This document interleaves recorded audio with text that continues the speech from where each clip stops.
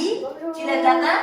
Parce que peut-être qu'il y en a qui ne te connaissent pas. Esaïe et puis Élie qui Bonjour. nous accompagnent pour ce moment de chant. Est-ce que c'est bien de chanter, les enfants? Oui, très Ah bien. oui, chanter, ça met de la joie dans le cœur, c'est entraînant, et puis ça nous rappelle des choses aussi merveilleuses sur Dieu, et ça, c'est super.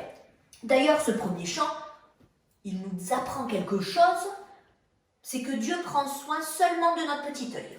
Non, de tout entier.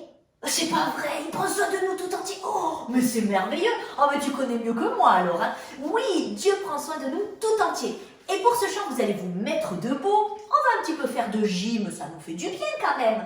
Et on va chanter, les enfants. Ma tête, mes épaules, mes genoux, et puis on se baisse mes petits doigts de pied. D'accord? Jésus prend soin de moi tout entier. Ok? Alors au début, on va le prendre doucement, et puis bien sûr, on va accélérer. Oui. Ma tête, mes épaules, mes genoux, mes petits doigts de pied. Ma tête, mes épaules, mes genoux, mes petits doigts de pied. Jésus prend soin de moi tout entier. Ma tête, mes épaules, mes genoux, mes petits doigts de pied. Ma tête, mes épaules, mes genoux, mes petits doigts de pied. Ma tête, mes épaules, mes genoux, mes petits doigts de pied. Jésus prend soin de moi tout entier. Ma tête, mes épaules, mes genoux, mes petits doigts de pied. Ma tête, mes épaules, mes genoux, mes petits doigts de pied. Ma tête, mes épaules, mes genoux, mes petits doigts de pied. Jésus prend soin de moi tout entier. Ma tête, mes épaules, mes genoux, mes petits doigts de pied. Que c'est bon de savoir que Dieu prend soin de nous tout entier. Oh, qu'est-ce que c'est beau ça. On va poursuivre avec un autre chant qui nous dit, eh bien vous savez quoi? Oh, on a l'image d'une porte. Et puis qu'est-ce qu'il y a au milieu de cette porte? Il y a un cœur. Oh, oui, c'est comme si dans notre cœur il y avait une porte. Cette porte, on peut l'ouvrir à Jésus ou on peut la laisser fermer. Et puis c'est comme face à tout ce qui n'est pas bien, face au mal, à la méchanceté, on peut dire non, non, ça je laisse pas rentrer le mal dans mon cœur, ou alors j'ouvre mon cœur. Et oui, quelqu'un frappe à ma porte. Est-ce que c'est le mal qui va rentrer dans ton cœur? Ou est-ce que tu vas lui dire non, non, non? Qu'est-ce que vous en pensez, les enfants? Non. On lui dit non au mal, non, on ne veut pas que tu rentres dans notre cœur. Mais si Jésus tape à notre cœur, et aujourd'hui, Jésus tape à notre cœur, qu'est-ce qu'on lui dit? Oui. Oui, tu peux rentrer, Jésus. Toc, toc, toc, quelqu'un frappe à ma porte. Toc, toc, toc, quelqu'un voudrait entrer. C'est le mal qui lui met une place. Non, non, non, mon cœur lui est fermé. Toc, toc, toc, quelqu'un frappe à ma porte. Toc, toc, toc, quelqu'un voudrait entrer. C'est Jésus qui veut toute la place. Oui, oui, oui, Jésus, tu peux entrer. Toc, toc, toc, quelqu'un frappe à ma porte. Toc, toc, toc, quelqu'un voudrait entrer. C'est le mal qui voulait une place. Non, non, non, mon cœur lui est fermé. Toc, toc, toc, quelqu'un frappe à ma porte. Toc, toc, toc, quelqu'un voudrait entrer. C'est Jésus qui veut toute la place. Oui, oui, oui, Jésus, tu peux entrer. Oh, c'est beau ça de laisser rentrer Jésus dans notre cœur. On va terminer par un dernier chant. Oh, ce chant, eh bien, c'est l'image d'une coquille de noix. Alors, Élie, qu'est-ce que tu en penses? Tu penses qu'une petite coquille de noix, est-ce que ça pourrait pas ressembler un peu à notre vie? Si on pose cette coquille de noix au milieu de la mer, au milieu des vagues, elle est comment cette coquille de noix? Elle est chahutée? Qu'est-ce que vous en pensez, les enfants? Elle est chahutée, cette coquille de noix. Et nous aussi, on est un peu comme cette coquille de noix. Quand on a des difficultés dans la vie, quand on est triste, on est comme chahuté. Eh oui, c'est pas marrant. Mais ce chant nous dit, ma vie, effectivement, elle est comme une coquille de noix qui est placée dans un océan furieux. Mais je sais que ma vie jamais ne coulera parce que j'ai mis ma vie dans les mains de Dieu. Ma vie est une toute petite coquille de noix placée au milieu de l'océan furieux. Et je sais que jamais elle ne coulera car je l'ai mise dans les mains de Dieu.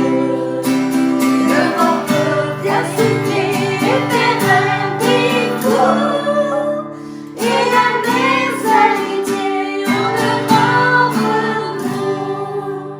Au sein de l'orage, je ne craindrai rien, car Jésus a promis de veiller sur moi.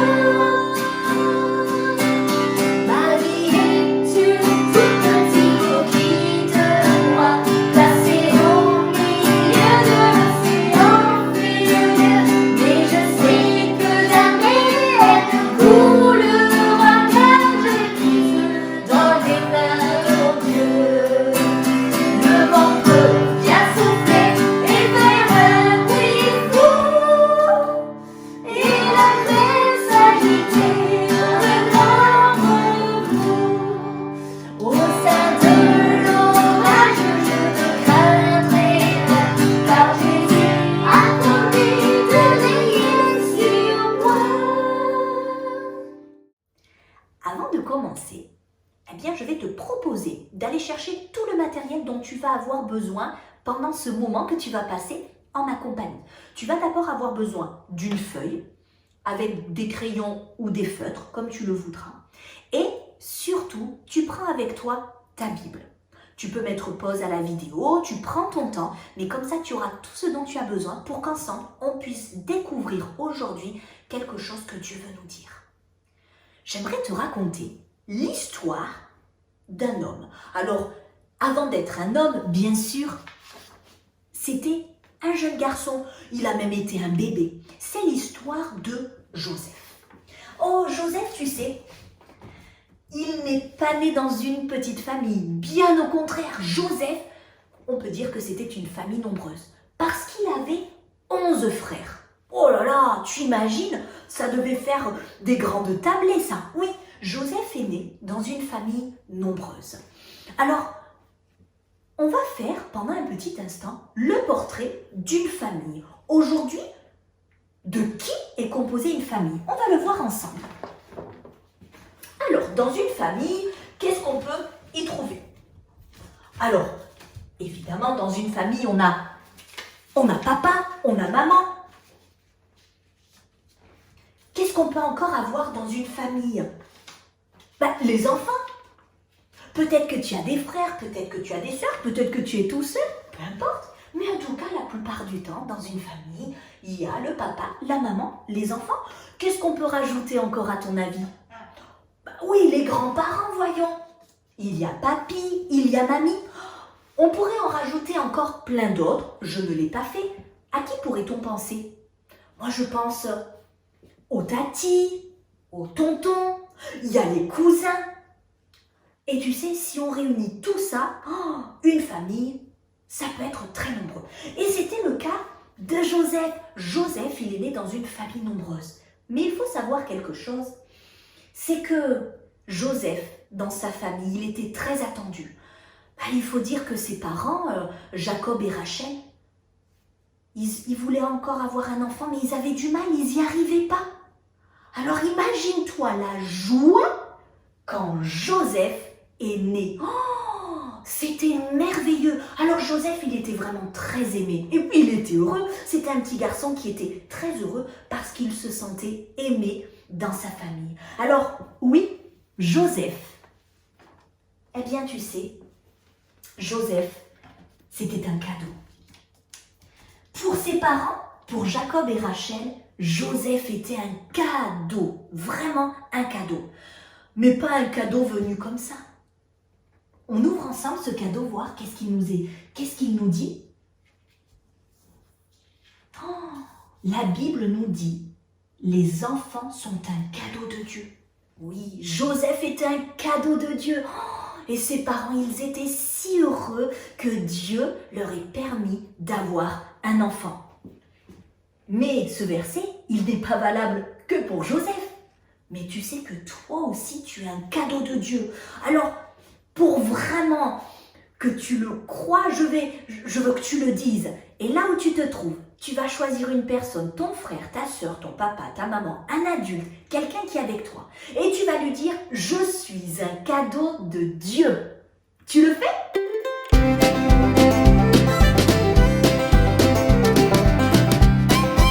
J'espère vraiment que tu le crois, que tu es un cadeau de Dieu. Mais on va découvrir un petit peu plus qu'est-ce que on a dans une famille. Tu as vu, il y a des enveloppes avec des points d'interrogation. Moi, ça m'intéresse de savoir qu'est-ce qu'on y trouve. Qu'est-ce qu'on trouve dans une famille? Alors, ah oui, dans une famille, il y a de l'amour. Oh bah oui, c'est important d'avoir de l'amour dans une famille. Qu'est-ce qu'on a encore dans une famille? Ah, oula, qu'est-ce que c'est? Un papa qui reprend son enfant? Mais ça fait penser à quoi ça? Mais ça fait penser à l'éducation. Alors, tu peux dire, mais non, ça c'est pas bien d'avoir ça dans une famille. Mais on en a besoin. On a besoin, en tant qu'enfant, d'être éduqué. On a besoin que papa et maman nous disent ce qui est bien de faire et ce qui n'est pas bien de faire. Donc l'éducation dans une famille, c'est tellement important. Tout comme l'amour. Et puis ensuite, j'ai choisi autre chose. Oh, ben oui. La joie. Oh, c'est aussi important d'avoir la joie dans une famille. Mais est-ce que c'est toujours comme ça dans une famille? Est-ce que dans une famille, il y a toujours de l'amour? Est-ce que dans une famille, il y a toujours l'éducation dont tu as besoin? Est-ce que dans une famille, il y a toujours de la joie? On va y répondre juste après. Mais avant ça, je voudrais revenir sur l'histoire de Joseph. Et on va continuer son histoire. Alors, comme je te l'ai dit, Joseph était un cadeau de Dieu. Et c'est vrai, ses parents le gâtaient beaucoup. Ses parents lui avaient fait un vêtement magnifique. Et tu sais, les frères de Joseph, ils étaient jaloux. Ils voyaient bien que Joseph, il était aimé. Vous savez, c'était le petit dernier. Ils étaient jaloux. Leur jalousie les a poussés à faire quelque chose de terrible. Regarde ce qui se passe. Ses frères l'ont abandonné. Ils l'ont laissé au fond d'un puits. Et tu verras plus tard que Joseph a été vendu en Égypte, privé de sa famille. Alors, la feuille que tu as prise tout à l'heure, elle va te servir maintenant. Parce que je voudrais un instant que tu puisses te mettre dans la peau de Joseph. Et imaginer ce que Joseph a pu ressentir quand ses frères l'ont abandonné. Qu'est-ce que Joseph a pu ressentir? Alors, si tu souhaites juste marquer un mot sur cette feuille, un sentiment que Joseph a ressenti, tu le fais. Si tu as envie de dessiner quelque chose, tu le dessines. Mais on va vraiment réfléchir à comment s'est senti Joseph.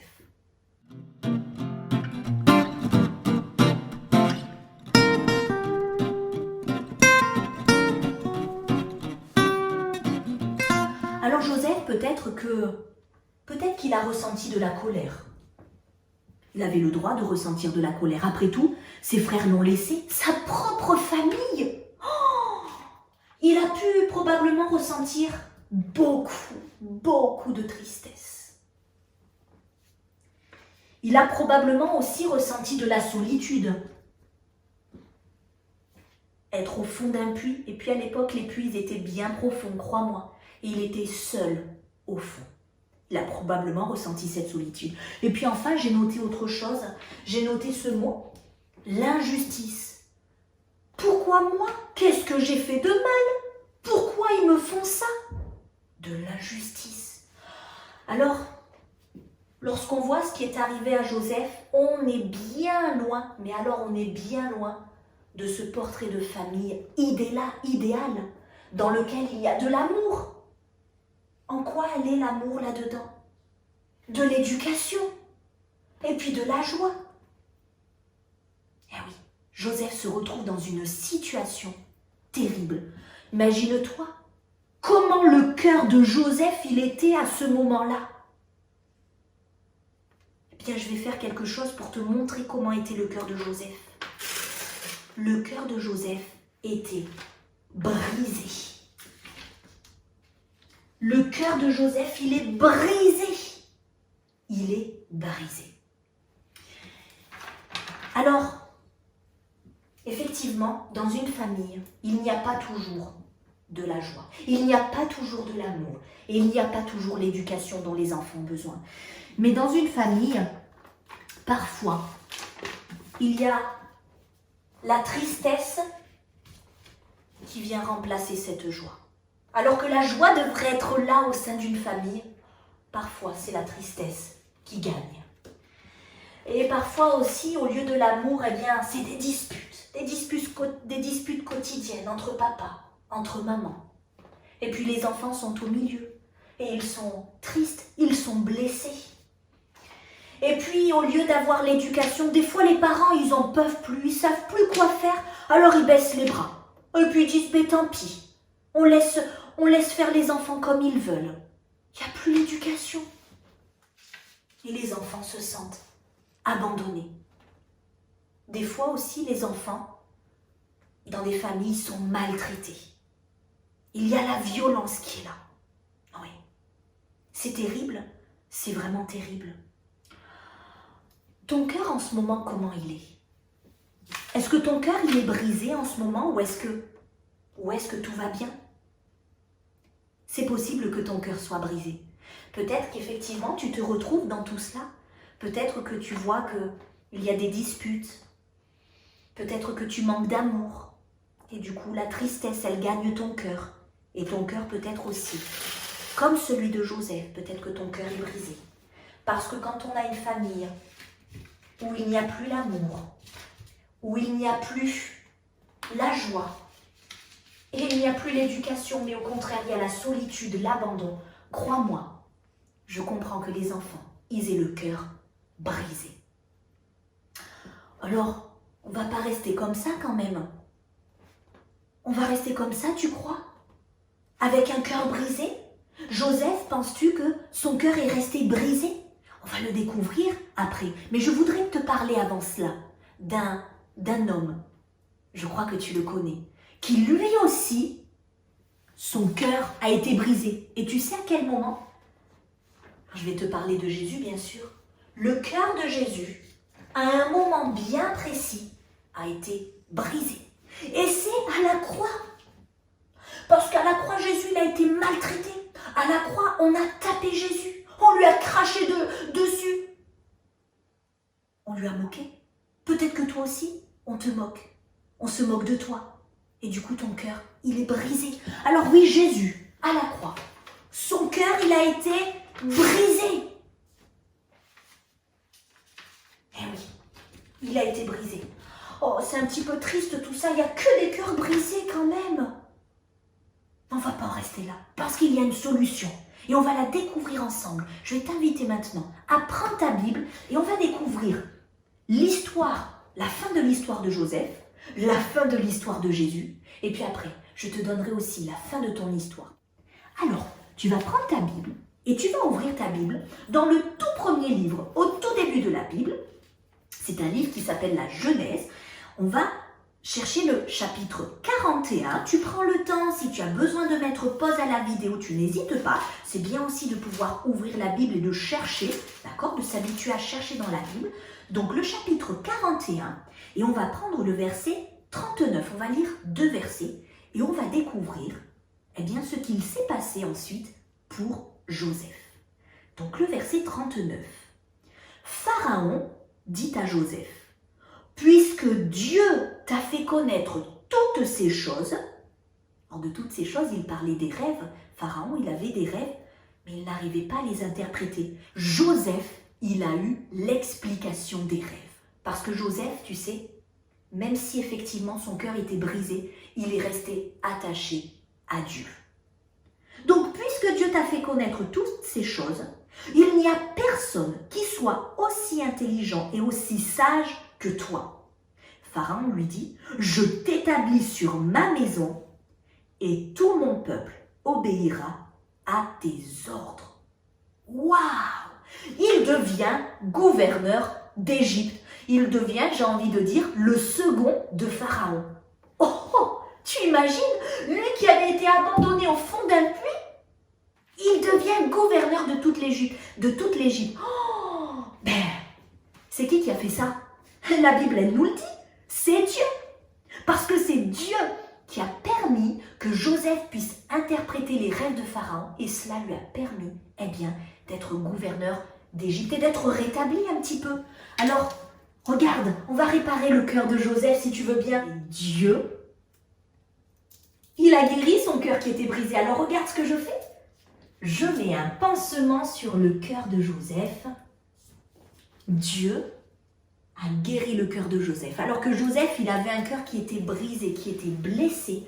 Dieu, il l'a guéri. Oh, que c'est merveilleux. On va voir maintenant l'histoire de Jésus, tu veux bien? Et cette fois-ci, on va dans le livre des Actes, c'est dans le Nouveau Testament, donc c'est beaucoup plus loin. Tu vas ouvrir le livre des Actes, donc c'est après les 4 évangiles, au chapitre 12, et on va lire pareil, 2 versets, le verset 29 et le verset 30. Tu prends le temps que tu as besoin. Actes, chapitre 13, versets 29 et 30. Et on le lit ensemble. Après qu'ils eurent accompli tout ce qui est écrit de lui, donc après avoir fait tout ça, après qu'il ait été cloué sur une croix, ils le descendirent de la croix et le déposèrent dans un sépulcre, c'est-à-dire dans un tombeau, dans une tombe. Et le verset 30, tu le vois comme moi, mais Dieu l'a ressuscité des morts. Son cœur, il n'est pas resté brisé.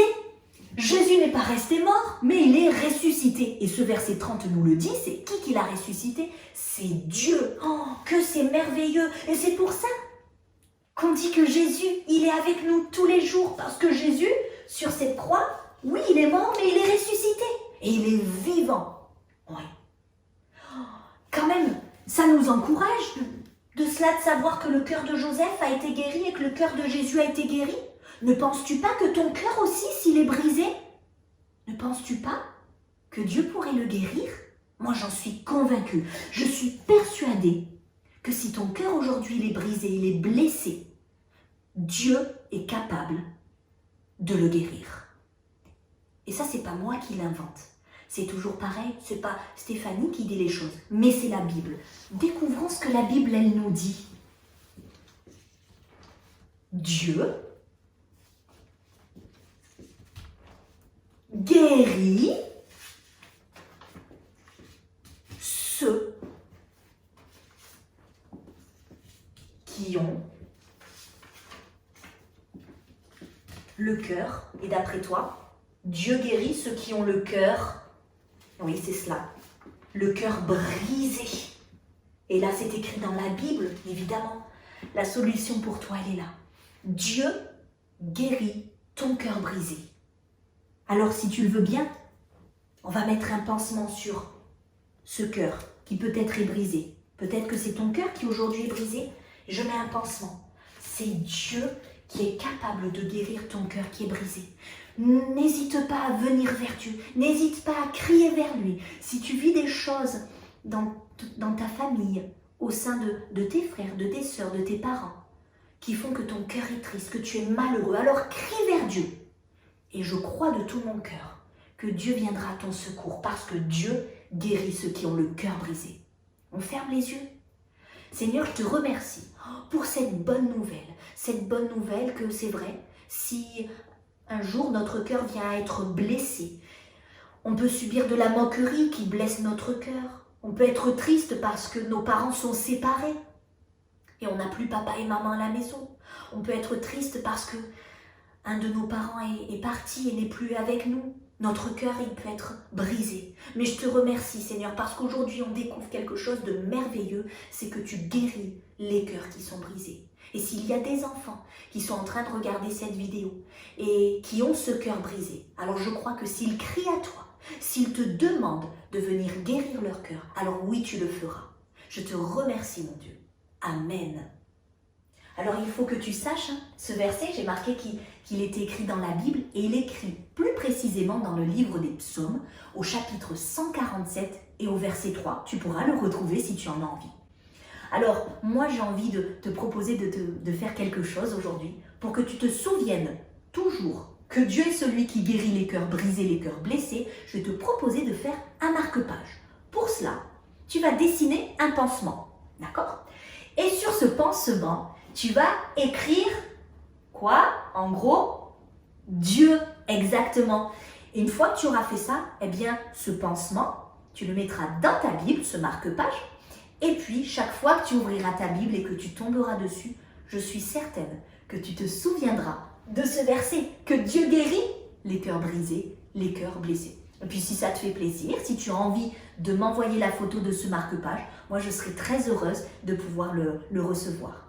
En attendant, je te dis à très bientôt. Vraiment, tu passes une bonne semaine. Que le Seigneur te bénisse. Au revoir.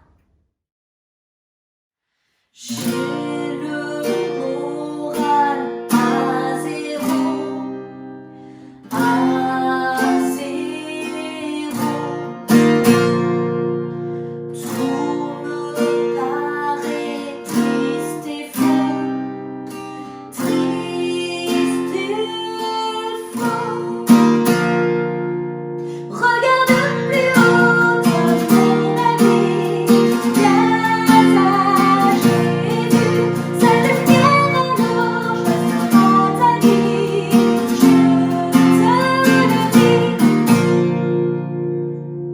je porte un très lourd fardeau, un fardeau. J'ai souvent le cœur bien gros, le cœur gros. Regarde plus haut de ton ami, viens à Jésus, sa lumière alors choisira ta vie, je te le dis. Il te voit découragé, chancelant. Il désire te rencontrer maintenant.